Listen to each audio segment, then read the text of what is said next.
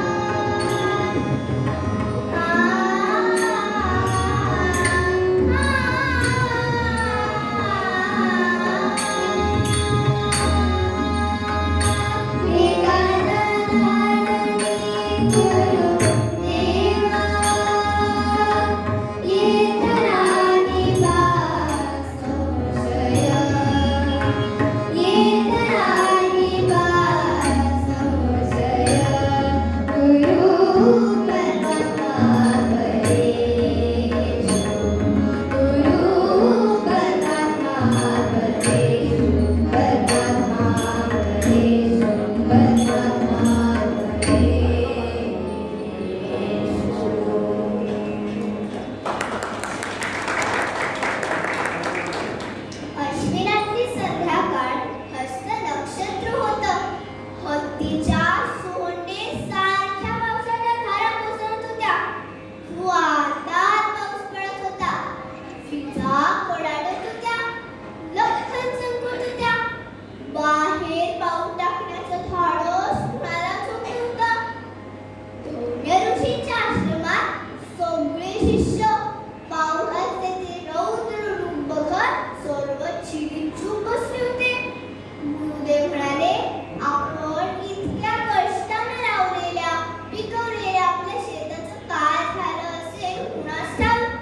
मंडळी, त्या काळी आश्रमात विद्याभ्यासाबरोबरच शेतीखाती शस्त्रविद्याही शिकवली जायची. पावसाळ्यात पेरलेली पिकं आता वर आली होती आणि आज अचानक पाऊस पडायला लागला. हातातून आलेल्या पिकांचं काय होणार या काळजीत सर्वजण पडले. तेवढ्यात छोटा अरुणी ताट घेऊन बाहेर आला. म्हणाला, मी जातो गुरुजी, बघून येतो. डोक्यावर इरलं धुंद निघालं. शेतात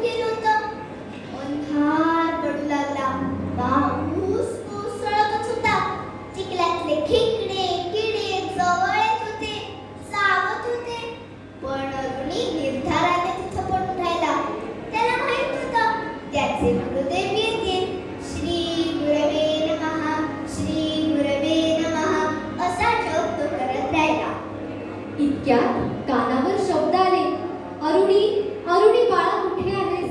रात्र झाली तरी आला नाहीस. त्याचे गुरुदेव त्याला शोधत आले होते.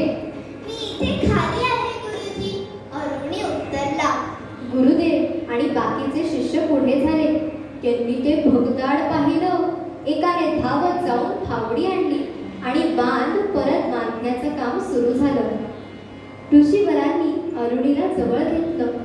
गुरूंसाठी, गुरूंच्या कार्यासाठी जीवाची पर्वा न करता शेताचं रक्षण केलं म्हणून त्याचं कौतुक केलं. आशीर्वाद दिला की तुझं नाव प्रसिद्ध होईल. गुरुभक्ती कशी असावी त्याचं उदाहरण म्हणून लोक सदैव तुझं नाव घेतील. मंडळी, ह्याच गुरुभक्तीचं वर्णन आज निरूपणासाठी घेतलेल्या अभंगात शांतीब्रह्म संत एकनाथ महाराज करत आहेत. ते म्हणतात, गुरु परमात्मा परेशु, ऐसा जाचा दृढ विश्वासु, देवदयाचा अंकिया, स्वये संचरा त्याचे घरा, एका जनार्दनी गुरुदेवा, येथ नाही बा संशय. गुरु परमात्मा परेशु, गुरु परमात्मा परेशु. लहान असताना संत एकनाथ घराबाहेर पडले. लहान असतानाच आई वडिलांचं निधन झालं होतं. आजी आजोबांनी वाढवलेला एकनाथ कुलकर्णी दौलताबाद किल्ल्यावर सद्गुरू जनार्दन पंतांकडे शिकण्यासाठी आला. हिशेब, व्यवहार, आध्यात्मिक ज्ञान हे सारं तर मिळालंच, पण त्याबरोबर लढण्याचं प्रशिक्षण सुद्धा मिळालं. सद्गुरू जनार्दन पंतांमुळे श्री दत्त दर्शनही एकनाथाला झालं. एकनाथांनी ना अनेक अभंग, भारुड, गवळणी रचल्या, पण नाममुद्रा ही एका जनार्दनी अशीच ठेवली. सदैव सद्गुरूंचं स्मरण होईल असं.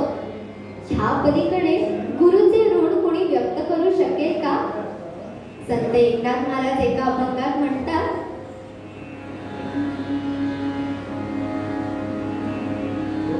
तुमचे नाम संकीर्तन, तेची माझे संतान. तुमचे नाम संकीर्तन, तेची माझे संतान. तुमच्या पायाचे वंदन, तुमच्या पायाचे वंदन, येथे माझे अनुष्ठान, तेची माझे अनुष्ठान, एका जनार्दनी जाण, एका जनार्दनी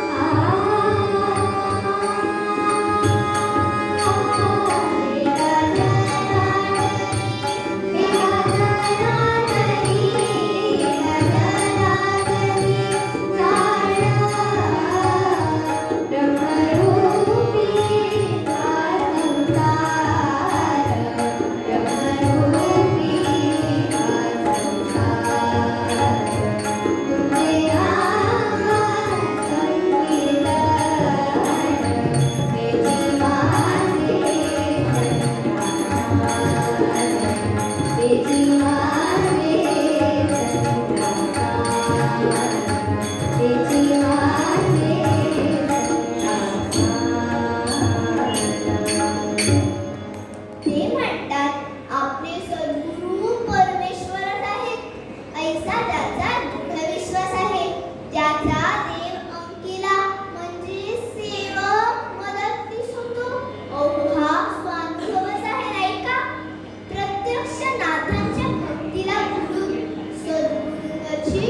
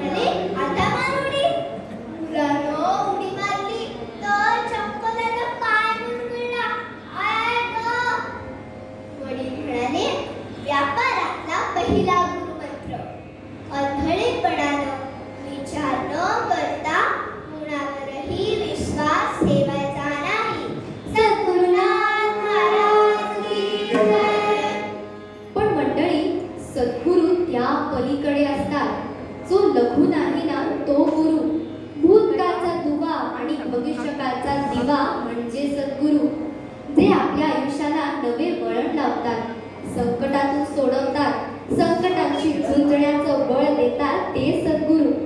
माऊली तर म्हणतात, जैसे डोळ्या अंजन भेटे, ते वेळी दृष्टीसी फाटा फुटे, मग वास पाहिजे तेथे प्रगटे महानिधी.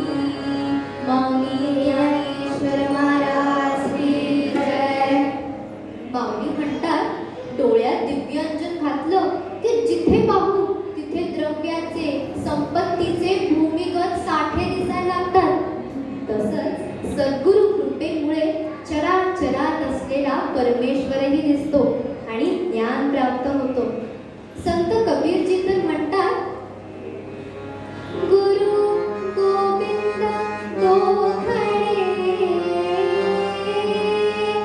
काके रामो पाद, बलिहारी गुरु पदो, बलिहारी गुरु पदो, जो गोविंद दीनो बनाए, गोविंदा राम गोविंद रे, भैया राम गोविंद रे, भैया राम गोविंद रे. संत कबीरजी म्हणतात, गुरु आणि परमेश्वर जर माझ्या समोर आले तर मी आधी कुणाला नमस्कार करू? तर मी आधी गुरूंना नमस्कार करेन, कारण त्यांच्यामुळेच तर मला ईश्वर दर्शन झालंय आणि ह्यातच त्या परमेश्वराला सुद्धा आनंद आहे. जगद्गुरु संत तुकाराम महाराज तर म्हणतात, सद्गुरु वाचूनी सापडेन सोय, धरावे ते पाय आधी आधी, आपणा सारिखे करीती तत्काळ, नाही काळ वेळ तया लागी. जगद्गुरु संत तुकाराम महाराज की जय. समर्थ तर म्हणतात, सद्गुरूंची तुलना अथांग सागराशी केली तर सागर खारट. माझे सद्गुरू तसे नाही. त्यांची तुलना मेरू पर्वताशी केली तर तो पाषाण आहे. माझे सद्गुरू पाषाणही नाहीत. सद्गुरूंचं स्थान अलौकिक आहे. त्यांना कुठलीच उपमा देऊ शकत नाही. अनुभवी आहे. म्हणूनच गुरु वर्णवेना, गुरु वर्णवेना. एक संस्कृत वचन आहे बरं का मंडळी, हरवृष्टे गुरुत्राता, गुरवृष्टे न कश्चन हरी. म्हणजे हरी रुसला तर गुरु तारतात, पण जर गुरु रुसले ना तर तो हरी सुद्धा काही करू शकत नाही. म्हणून तर आपण म्हणतो ना, गुरु एक जगी त्राता.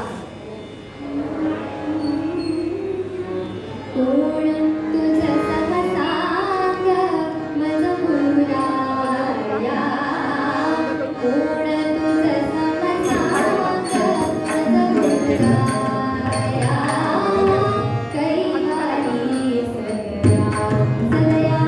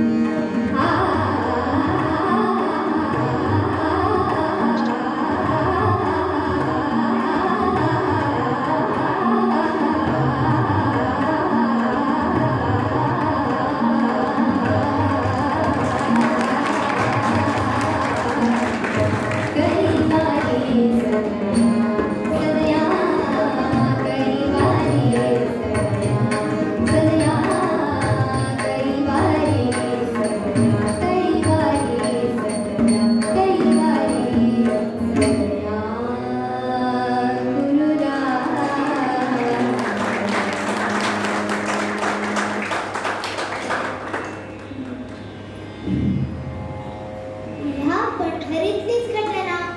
श्री गजानन महाराज आपल्या शिष्यांसह त्यांचा हट्ट पुरवण्यास पंढरपुरात गेले होते. वारकऱ्यांचा अफाट सागर पसरला होता. सारे शिष्य चंद्रभागा नदीवर स्नानासाठी गेले.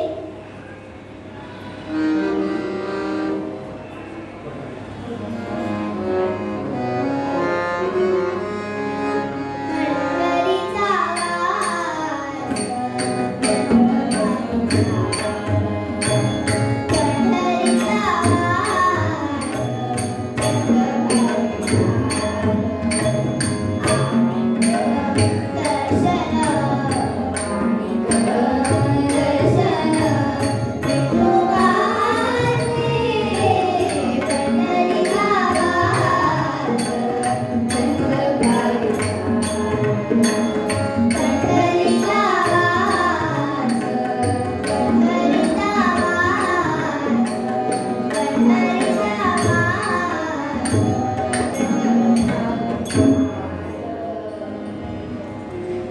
नवमीचा दिवस.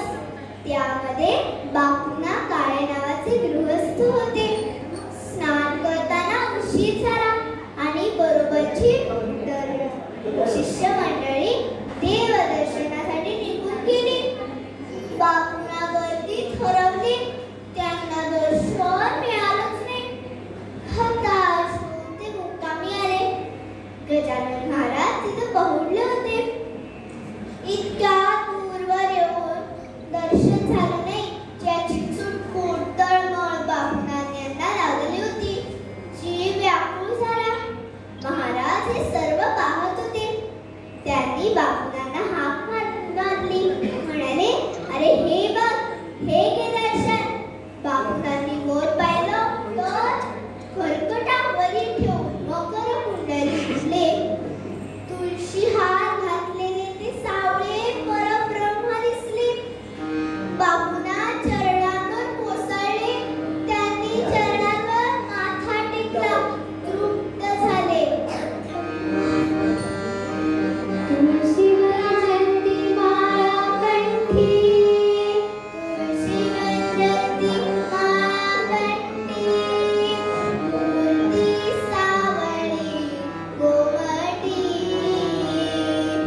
बापूंच्या पडली दृष्टी, मस्तक ठेविली चरणावरती. रामा राम राम राम हरे हरे राम राम राम राम रघुत्तमा राम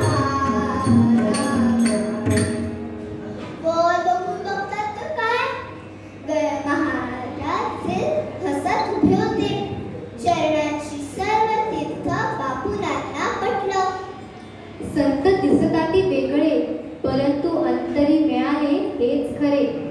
बाळगोबा आपल्या पत्नी पुतळाबाईसह वऱ्हाडातून सज्जनगडाची वारी करायचे. नित्यनेम वारी कधीही चुकली नाही. पण वयाची 60 पूर्ण झाली. समर्थ रामदास स्वामींच्या समाधीचं दर्शन घेऊन बुवा बोलू लागले, ही माझी शेवटची वारी. आता परत न येणे. वय झालं, थकलो हो मी. समाधीतून आदेश मिळाला, मी येईन तुझ्या घरी. नवमीचा दिवस उजाडला. बुवांचं लक्ष दाराकडे. समर्थ येतील, दिलेला शब्द पाळतील. समर्था रूप दाखवा हो, असा धावा त्यांनी सुरू केला. आणि भोजनाच्या समयी श्री गजानन महाराजांची वारी तिथे पोचली. थोर विभूती म्हणून बुवाने त्यांचे आदरातिथ्य केले, पूजा केली, भोजन दिले. पण मनातून ते समर्थ रामदासांची वाट पाहत होते. मग काय, श्री गजानन महाराजांनी त्यांना समर्थ रामदासांचं रूप दाखवलं. स्वप्नात येऊन समर्थांनी आदेश दिला, मी आणि श्री गजानन महाराज वेगळे नाही. तुझी भक्ती त्यांच्या चरणी लाव. मी आणि ते वेगळे नाही. सद्गुरुनाथ महाराज की जय. मंडळी, आज श्री गजानन महाराजांचा प्रकट दिन आहे. आपण सगळे मिळून त्यांची पालखी गाऊया.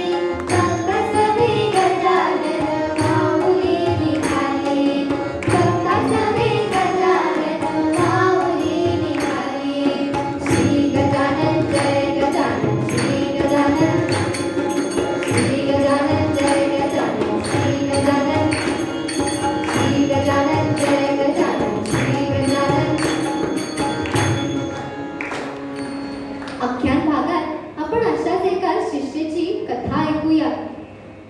आणि आता एकनाथ महाराजांच्या शब्दात महती गाऊया.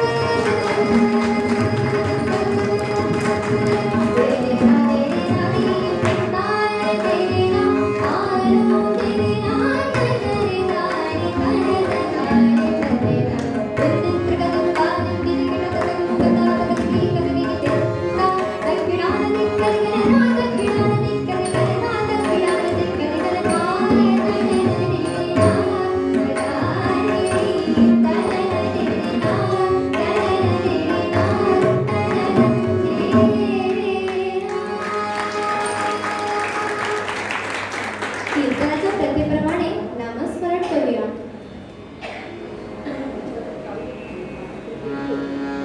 गुरु महाराज गुरु जय जय महाराज गुरु जय जय.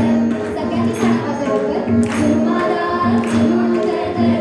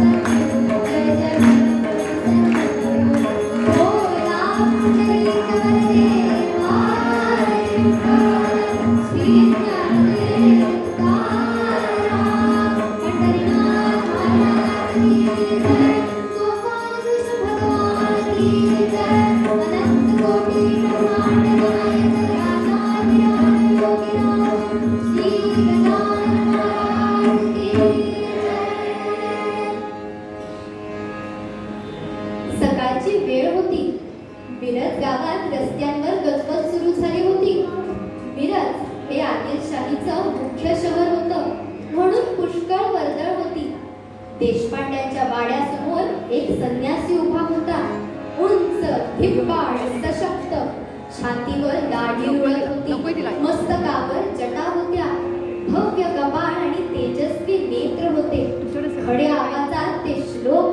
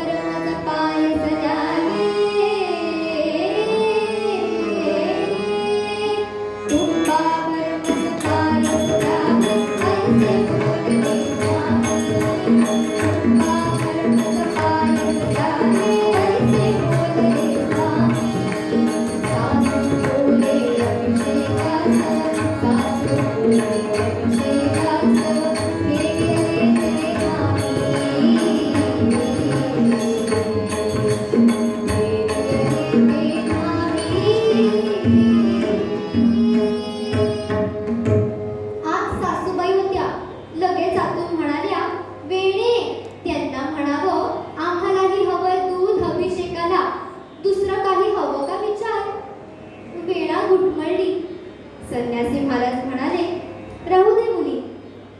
मुली, तुला अक्षर ओळख आहे? काय वाचतेस मुली? भावार्थ रामायण. वेदा म्हणाली. समजतं तुला? गोष्ट समजते, पण ते ब्रह्म माया निर्गुण ते नाही कळत. कोणाला विचारू? कोण सांगेल मला? सारं पूर्ण वाटतं. अगं मला विचार ना, मी सांगेन तुला. खरंच सांगा? वेणाने विचारलं. संन्यासी महाराज हो म्हणाले आणि वेणा प्रश्न विचारू लागली. नमो वागेश्वरी शारदा सुंदरी, श्रोता प्रश्न करी वक्त्यासी कुसे, जीव हा कवण, शिवाचे लक्षण सांगा स्वामी. वेणा काव्यात प्रश्न विचारत होती. तिची बुद्धिमत्ता प्रतिभा पाहून संन्यासी महाराज अगदी भक्क झाले. त्यांनीही उत्तर दिलं. नमो वेद माता, नमो त्या अनंता, प्रश्न सांगू आता श्रोतयाचा. श्रोतयाचा प्रश्न, जीव हा कवण, जीव हा अज्ञान, जया सर्व ज्ञान तोची शिव. वेणा म्हणाली, सांगा ब्रह्मगुण, सगुण की निर्गुण? संन्यासी महाराजांनी उत्तर दिलं, ईश्वर निर्गुण, चेष्टवी सगुण, हेची ब्रह्मगुण दास म्हणे. वेणानं उद्भिन्न विचारलं, हे दास म्हणे म्हणजे कोण? संन्यासी महाराज हसून म्हणाले, दास, दास म्हणजे चाफळच्या रामाचा दास, मी रामदास.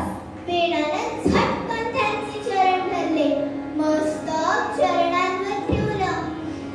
समर्थांची वारी आली होती वारी, समर्थांची वारी आली होती वारी, वेणाबाई नारी नमस्कार, वेणाबाई नारी नमस्कार, दृढपणे हरी, दोन्ही पाय हरी, दृढपणे हरी, दोन्ही पाय हरी, मस्तक ठेवी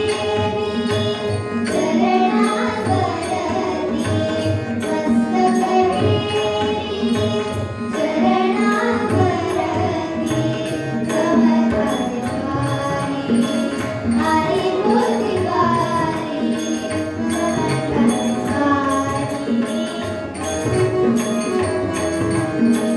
कृष्ण पंचवीसा तेरी समर्थांचा, कृष्ण पंचवीसा तेरी समर्थांचा, उत्तर दिले वेणाबाईचं, उत्तर दिले वेणाबाईचं, समर्थांची वारी आली होती वारी, समर्थांची वारी, समर्थांची वारी, समर्थांची वारी आली होती वारी. समर्थ निघून गेले. वेणा सासूबाईंना म्हणाली, सासूबाई सासूबाई, तुम्हाला ज्योतिषाने सांगितलं जरा की तुम्हाला मारुतीरायाचं दर्शन होईल. आत्ता आले होते. समर्थ रामदास, बुद्धिमत्ता वरिष्ठ मारुतीरायाच एवढे तिथे बुद्धिमत्ता. सासूबाई म्हणाल्या, अगं फार चांगली आहे ती रामदास बुवा. आदिलशाहीच्या लोकांवर जरा बसते त्यांची. मंडळी, समर्थांचं कार्यच तसं होतं. तरुण मुलांना एकत्र करून मन बळकट करण्यासाठी मनाचे श्लोक, शरीर बळकट करण्यासाठी व्यायाम, निर्भयतेचे संस्कार देत समर्थ हिंडत होते. काय बरं होती त्यावेळेसची परिस्थिती? प्रबळ यवन झाले होते वंद्य या महाराष्ट्रात, आक्रंदक होता धर्म स्वरसंध्येच्या दारात, स्वरसंध्येच्या दारात शौर्य धैर्य होते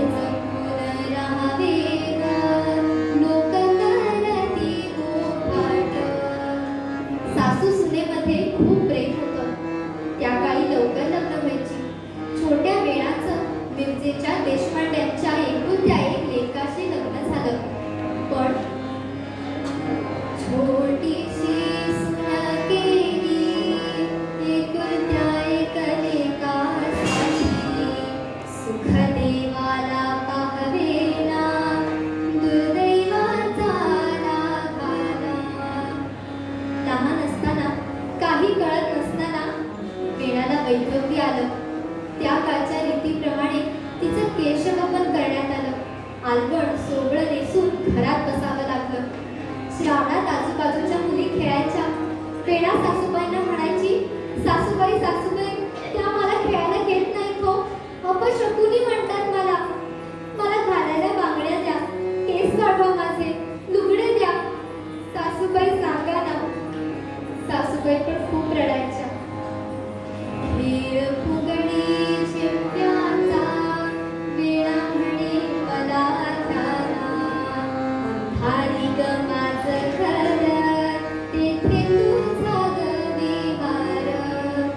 बालविधवा सून झाली, सासू धरी उरी पोटी.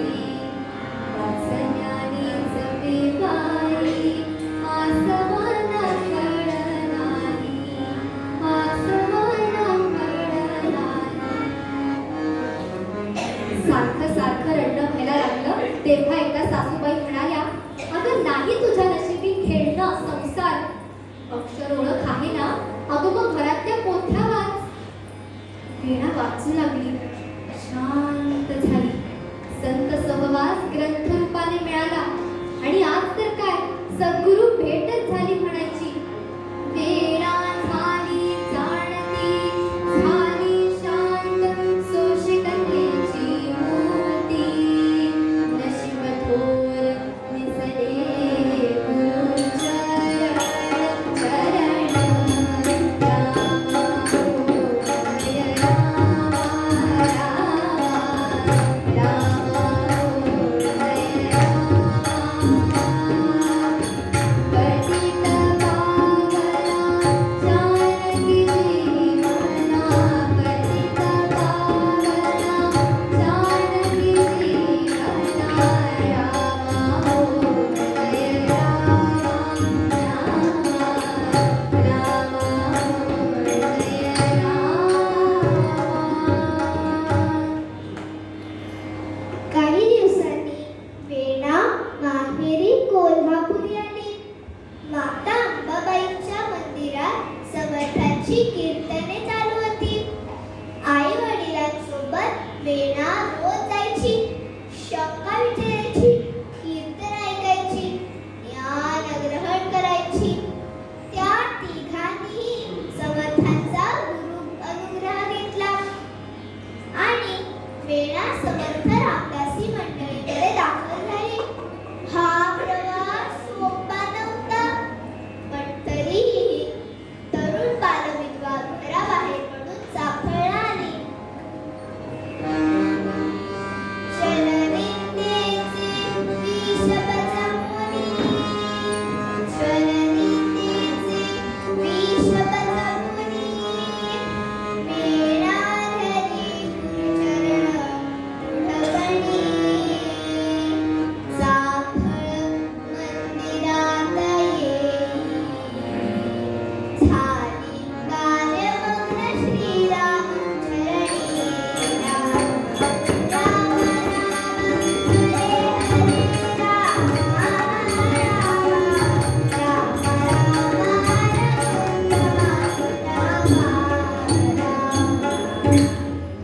समाज जर बलवान करायचा असेल तर त्यातील प्रत्येक घटक सशक्त असला पाहिजे. म्हणूनच समर्थांनी अशा बालविधवा स्त्रियांना आपल्या रामदासी संप्रदायात स्थान दिलं. अक्काबाई, बाह्याबाई अशा कितीतरी होत्या जणी ह्या चाफळच्या राम मंदिरात. मग ह्या समर्थ कन्यांचा काय दिनक्रम होता? पहाटे कोणी सणाचं वाजन, पांडुकोणी सणाचं वाजन. देवाला सेवा करीत असे, देवाला सेवा करीत असे. उदर सर्वांचे घडण गांठण, उदर सर्वांचे घडण गांठण. आया बाया मुलांना शिकवण,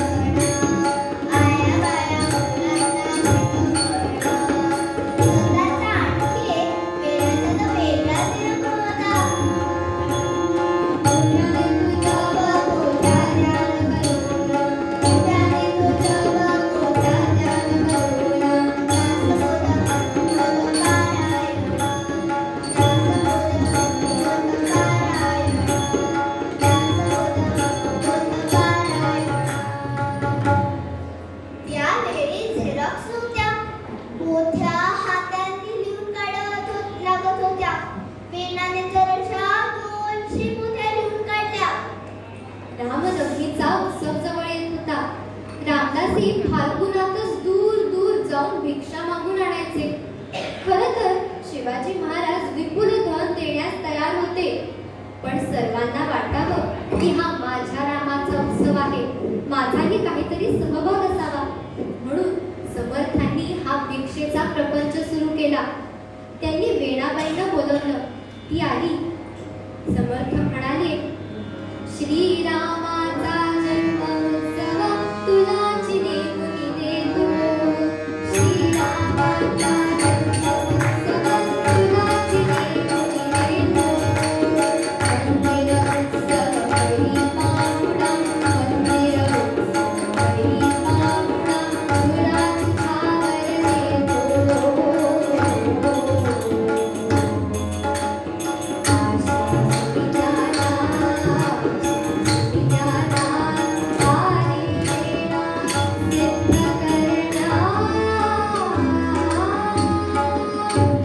रामदासी मंडळी भिक्षेसाठी निघून गेली. टप्प्याटप्प्यावर भिक्षा मंदिरात येऊ लागली. मग काय, धान्य निवडून दळून कांडून ठेवायचं. पापड, सांडगे, मसाले, लोणची सगळं सगळं करून ठेवायचं. शिवाय रोजचा पै पाहुणा आणि शिष्य परिवार आहेच.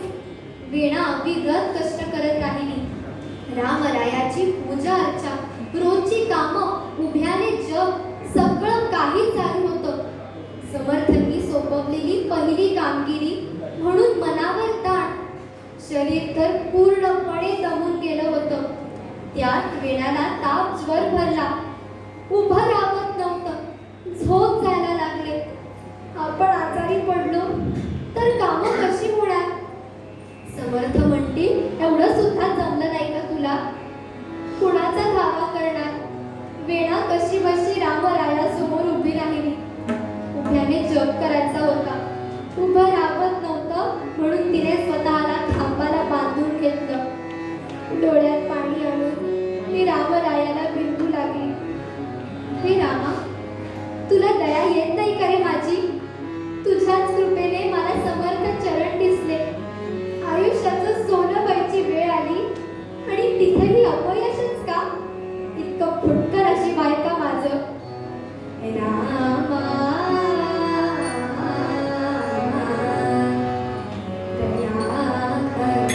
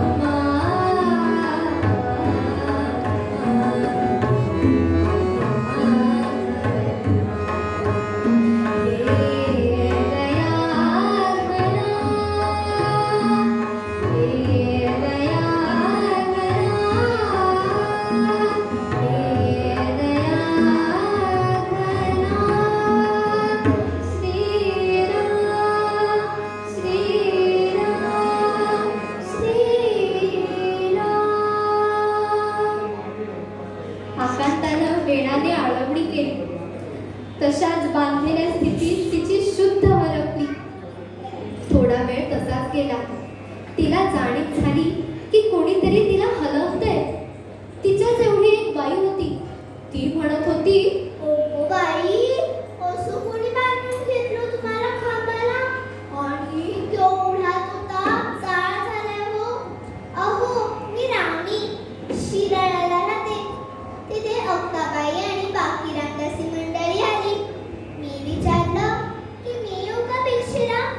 तर म्हणाला, चाफळला जा, तिथं मदत कर. समर्थ रामदास स्वामी इथे येतील, दर्शन होईल म्हणून आले. बसा जरा, देवाचं दर्शन घेते.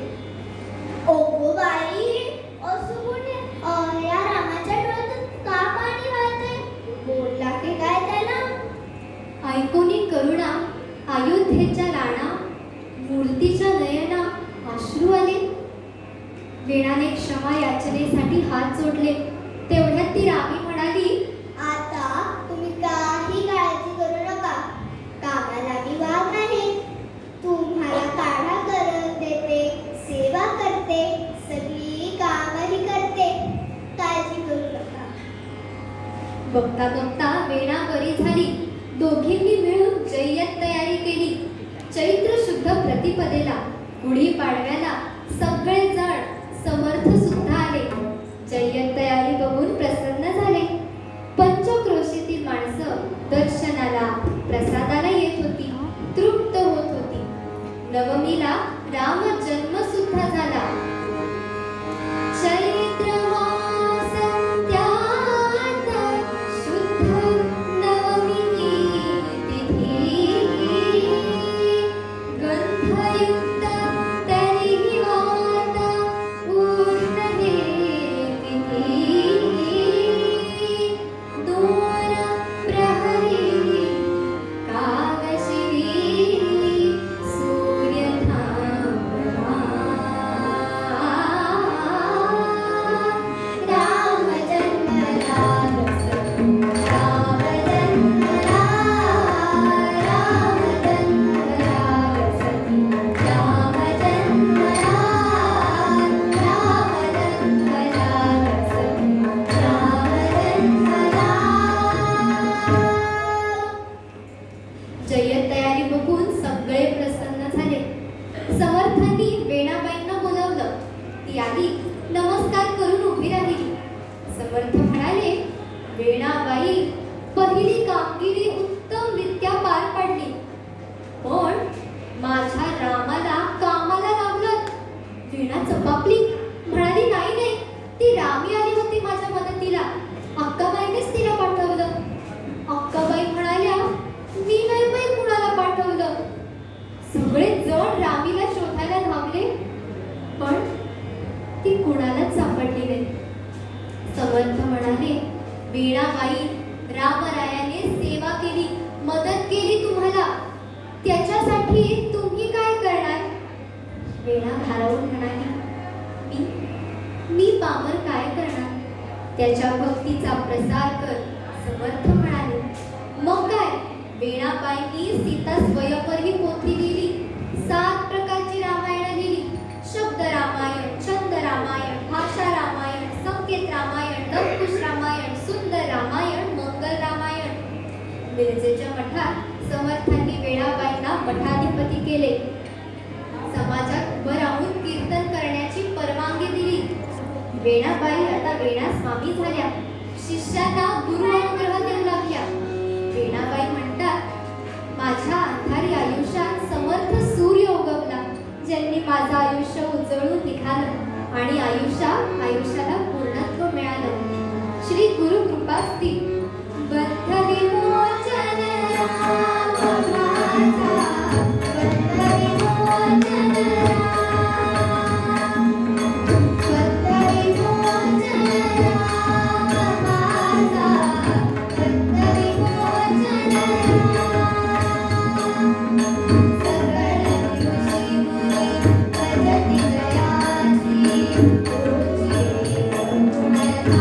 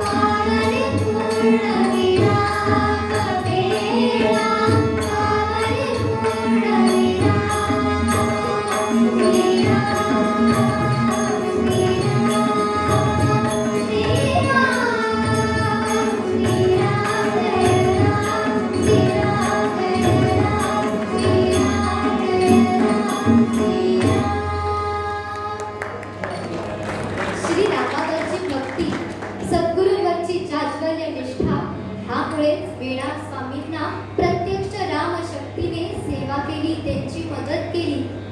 देवतयाचा अंकिला स्वये संचला त्याचे घरा, हे एकनाथांचं वाक्य खरंच पटतं नाही का? आम्हाला इथे कीर्तन करण्याची संधी दिल्याबद्दल मी तुमची ऋणी आहे. आम्हाला सांभाळून घेतल्याबद्दल साथीदारांचेही मनपूर्वक धन्यवाद. ही कीर्तन सेवा आम्ही श्री गजानन महाराजांच्या चरणी आणि सद्गुरूंच्या चरणी अर्पण करतो. आपण आता एकनाथ महाराजांचे शब्द आठवूया आणि अनुभूया.